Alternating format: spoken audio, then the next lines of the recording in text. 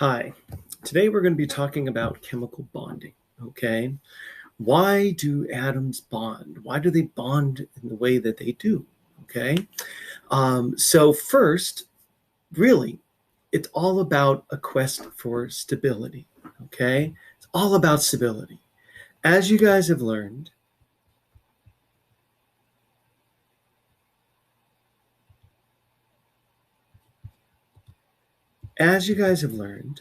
certain configurations of electrons are more stable than others, okay? Um, Basically, the valence shell, as you guys know, that outermost energy level, which is the outermost energy level of electrons, can hold a maximum of 8 electrons. Except when the valence shell is the first energy level, then it can only hold 2. Okay. Now these electrons, called valence electrons, they are the ones that are that are involved with forming chemical bonds. They're the ones involved in bonding, which makes sense. They're on the outside. You have two atoms that they come together. It's going to be the ones on the outside that are going to be interacting. Okay. Now, the first atom, the atom is at its most stable when the valence shell is filled to capacity. Now remember, this is known as the octet rule, when it can hold 8, or the duet rule when it can hold only 2. All right, we learned this before. This is why the noble gases are so stable. It's because their valence electrons are full. They don't need anything else. They are satisfied, as it were. Okay. Now, atoms react. Okay, i.e., form chemical bonds in order to achieve a higher degree of stability by fulfilling the octet or duet rule. All right. And remember, a chemical bond is a force that holds groups of atoms together and makes them function as a unit. In other words, what they're trying to do is that they're trying to achieve the same number and configuration of electrons as the closest noble gas. All right. So when chlorine, who has only 7 valence electrons, gets one more, it's going to have 8, just like the nearest noble gas, which is argon. Argon also has 8 valence electrons. In other words, they become isoelectronic with the closest noble gas. Isoelectronics, a fancy word that means a situation when the atoms or ions of two different elements have the same electron configuration, the same number and configuration of electrons. All right.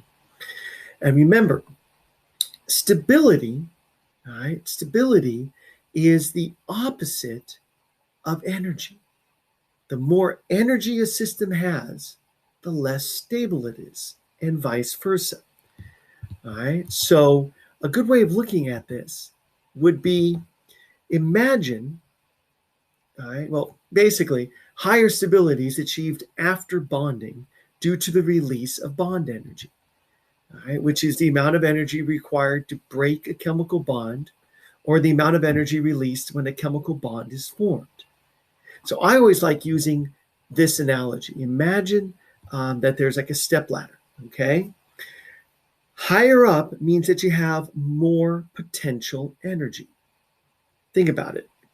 If you're high up on the ladder, if you fall, you're going to hurt yourself more the higher up you are. That's because the more potential energy you have, okay, based on how far off the ground you are. But it's also less stable up there, isn't it? If you're stupid and they're standing on the very top of a ladder, all right, way up here, you have the most amount of energy, but the least stability. Now, vice versa occurs down here. Here is where you have less potential energy because you're only about this far off the ground, but you also have the most stability. Right? It's very hard, no, not impossible, but it's very hard to fall off the lowest rung of a ladder. All right? So when an atom forms a bond, okay, it releases energy. It lowers the amount of potential energy it has. Therefore, it becomes more stable. It goes down the ladder and it increases its stability. So that's why they form bonds, in order to increase their chemical stability. Okay? Now, there are two main types of chemical bonds, and we're going to learn more about these as time goes on. All right? First type are ionic bonds, okay? And these are bonds that are formed between a cation and an anion that is created when electrons are transferred from one atom to another, okay? So if an atom gives up or transfers electrons, it's no longer neutral. It becomes an ion. And this process occurs through a process known as oxidation reduction reaction. So electrons are transferred, thus making a cation, which is positive, and an anion, which is negative, and the two are going to attract. Now, you also have covalent bonds. Now, covalent bonds occur when you have two atoms that are sharing valence electrons, and they share them in order to allow each atom to fulfill the octet rule with the same electrons. Okay? Now, next, let's talk a little bit more. Let's see. The type of bond. How do you know what type of bond is formed? Okay, it depends upon their electronegativities. Now, we learned before that electronegativities is the tendency of an atom in a molecule to attract shared electrons to itself. Okay, now think of it kind of like the strength rating, how strong an atom is at grabbing and pulling shared electrons towards it. All right. Now, when two atoms come at each other, they both try to grab each other's valence electrons. They do this in order to try and achieve a full valence shell. Okay? They try and do this to achieve a full valence shell. Now, when you have a metal and a non-metal, okay, these guys almost always end up with electrons, being transferred. You see, metals have low electronegativities. They're very weak at holding on to electrons. Remember, they're off to the left-hand side of the periodic table, so they tend to be nice and weak. Whereas non-metals tend to have high electronegativities. All right, they're up in the top right-hand corner. All right. Now, when a non-metal that is strong enough encounters a metal that is weak, it's going to try and steal all of the valence electrons, or at least enough of those valence electrons in order to fulfill its octet rule. All right, so if I'm something like nitrogen, and I have only 5 valence electrons, well, I'm going to want to steal 3 electrons in order to give me a total of 8 so that I have a full valence shell. Okay? So I'm going to try and steal them either from one atom or from 3 different ones or whatever. Whereas metals, they lose their electrons. All right? And they therefore become stable by making the next energy level down, which is already full, the new valence electron. Now, to help explain what I'm talking about here, let's say that we have something like chlorine, okay? Now, chlorine, as you guys know from the periodic table, it has a total of 17 electrons and 17 protons, okay? And since it's in column 7, it has 7 valence electrons. All right, so it has 1, 2, 3, 4, 5, 6, 7. It has 8 valence electrons, 8 electrons in its middle level or second level. One more, boom. And it also has 2 in the middle, making a total of 17. Now, it has 7 valence electrons, but it wants to have 1 more. It's almost like it has a little slot here that would love to get another electron in order to make it stable. Now let's say it comes across a sodium. Now sodium also has 3 energy levels. All right, let's make that a little further down. Sodium also has 3 energy levels. It has 1, 2, 3. Now sodium has only 11 electrons and 11 protons. Here it has 2 in the inner. It has 8, 1, 2, 3, 4, 5, 6, 7, 8 in its second, and it has only 1 electron in its outermost energy level. I know that because it's in column 1 and therefore has only 1. Now, what happens is when these two come across each other, chlorine is much stronger than sodium, so it attracts its electron. It has a high electron affinity, so it goes and grabs this and pulls it over to this slot.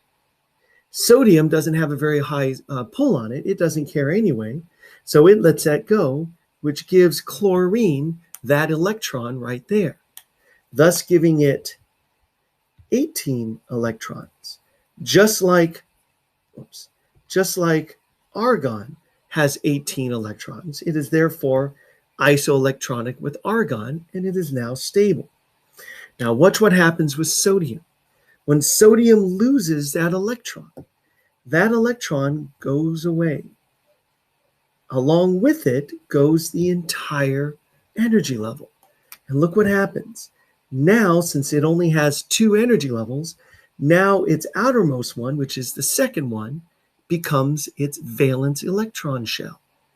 It has 8, okay? It only has 10 electrons total, but it has 8 valence electrons. It is now stable, just like its good buddy, neon, which has a noble gas that has only 10 total electrons. There's 10 total electrons. So the two are isoelectronic. They're both stable, which is the whole point of this.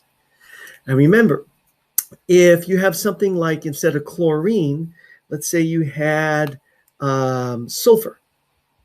All right. Sulfur has a total of 16 electrons and 16 protons. It has 2 open slots. Well, either it can have an electron from 2 separate sodiums, all right?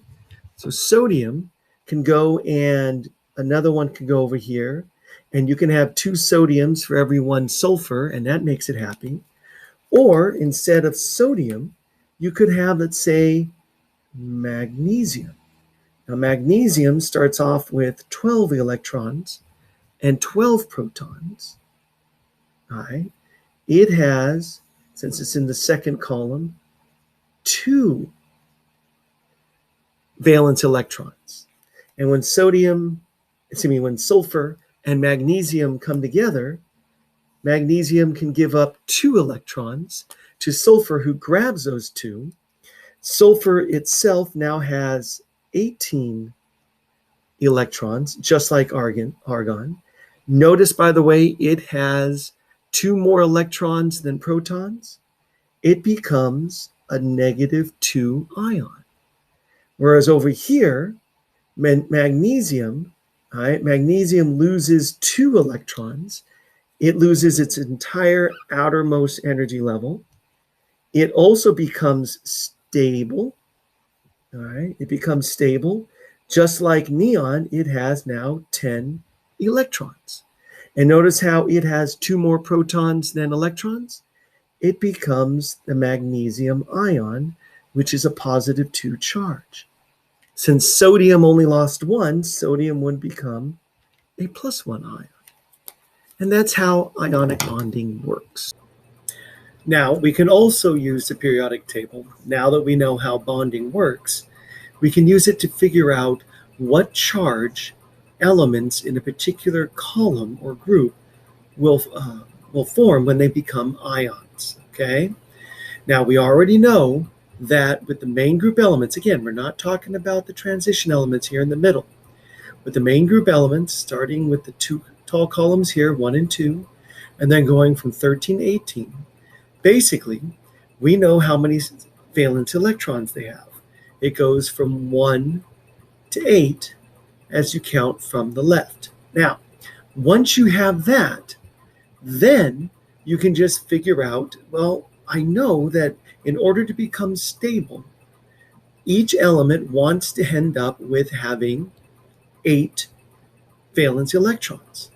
And electrons are lazy, okay? Atoms lazy. They're always going to go and take the path of least resistance. They're always going to try and take the shortest path to stability. For example, lithium. Lithium has 1 valence electron. Now, in order to get to 8, either it could gain 7, which is hard, or if it loses that 1, as we saw, it will then go down to the next energy level and therefore be stable.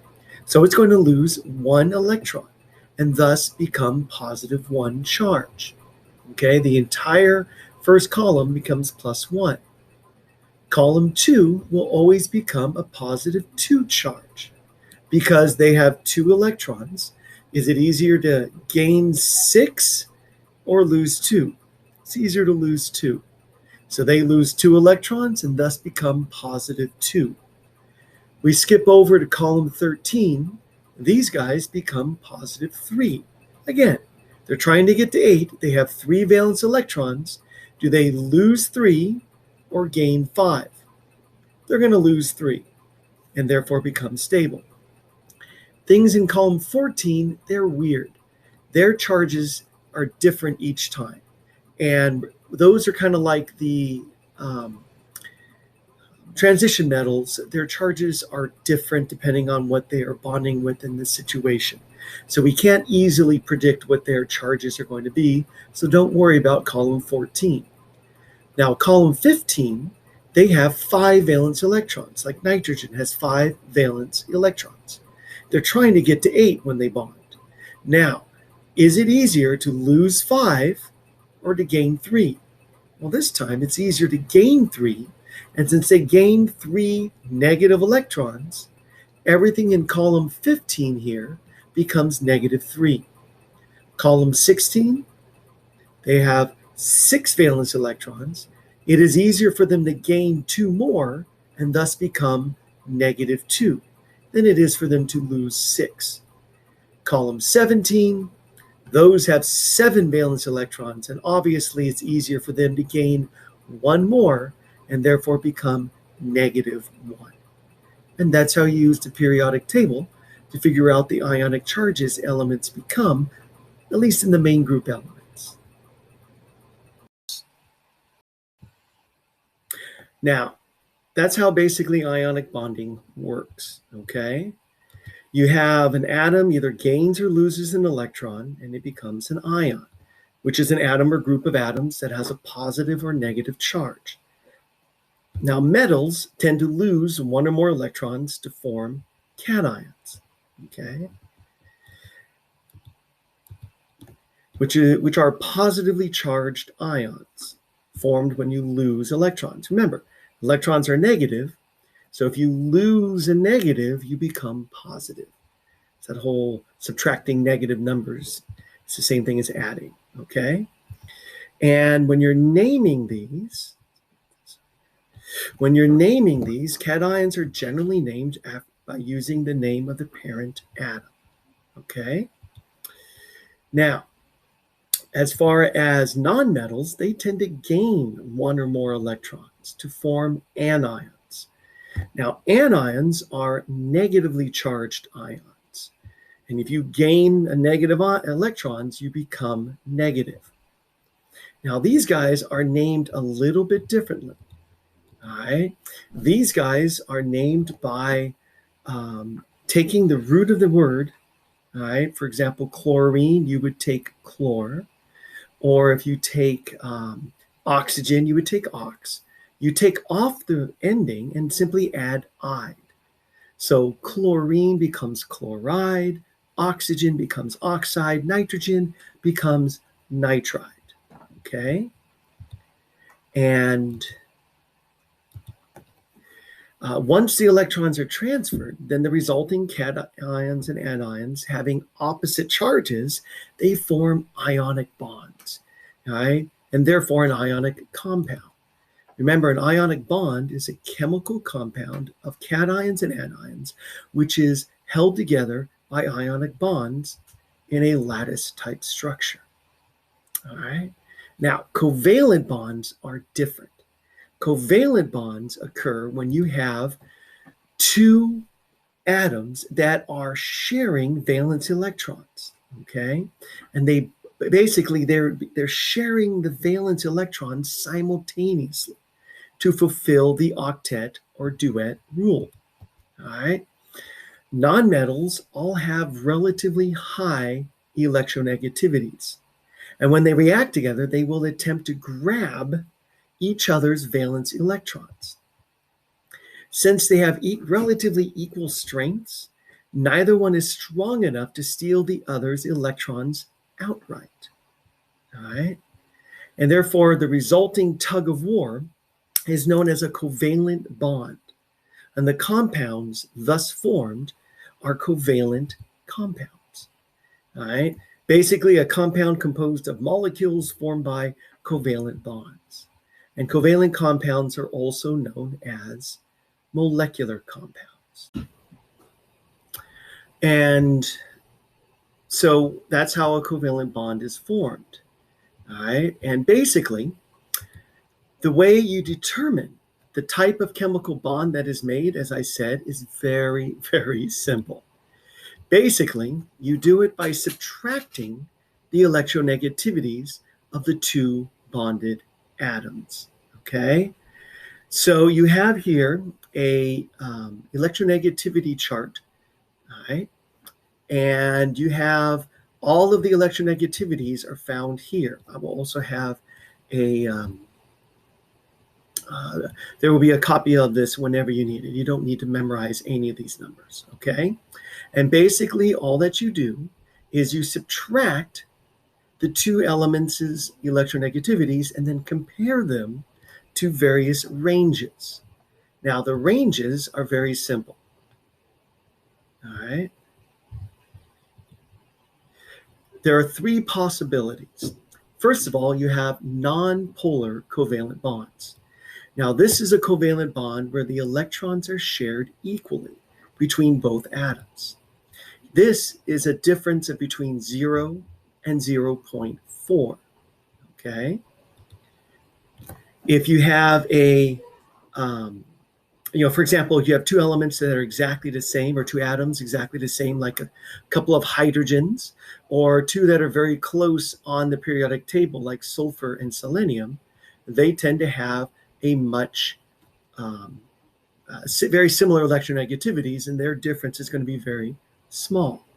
And you can see that the orbital that is formed by these electrons that are being shared is equally distributed between both nuclei.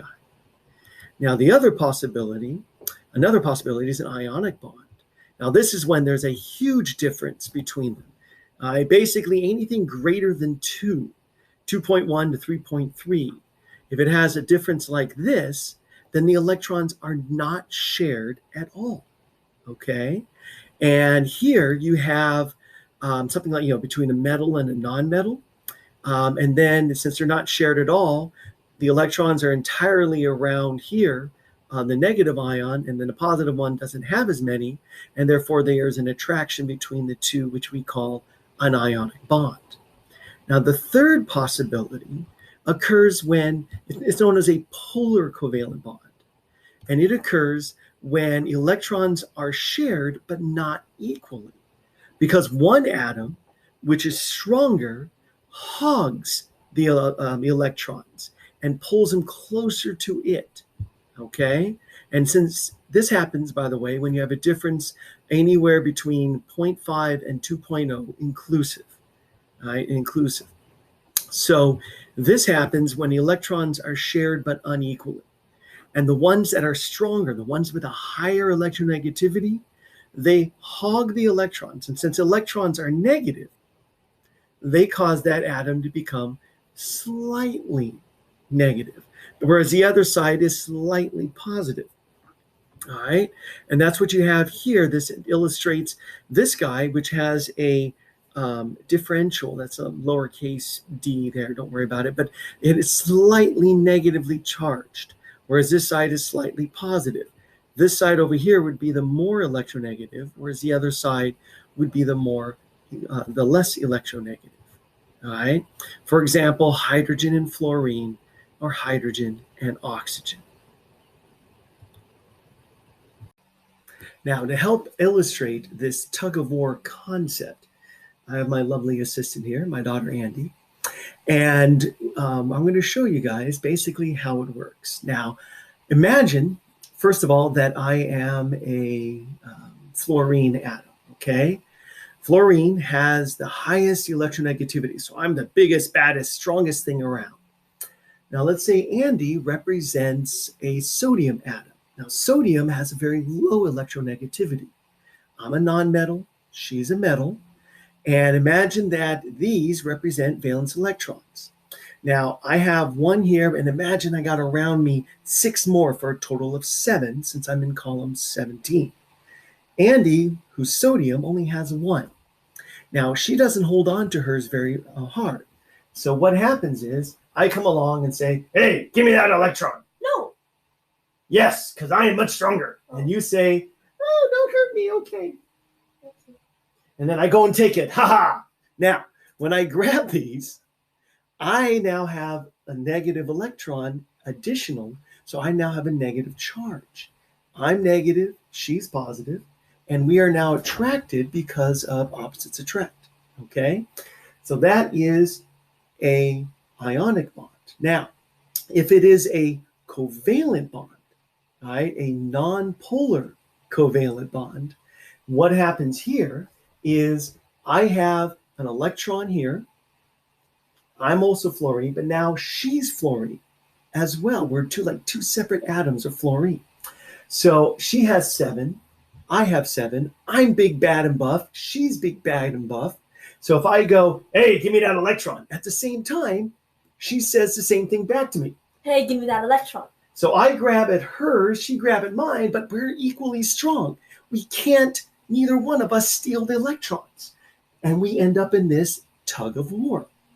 Now, think about it. I now have basically 8 electrons. I have to share them with her, but it's better than just having only 7. She now has 8 electrons. We are now, when we're stuck in this tug of war, we are now forming a covalent bond, and we are now fulfilling our octet rules. And we are now, therefore, stable. Okay? Now, there's one more possibility, and that is a polar covalent bond. Now, in this case, I'm going to be fluorine, and she's going to be something with like a medium strength, something like hydrogen. Okay? Now, I want to steal her electron.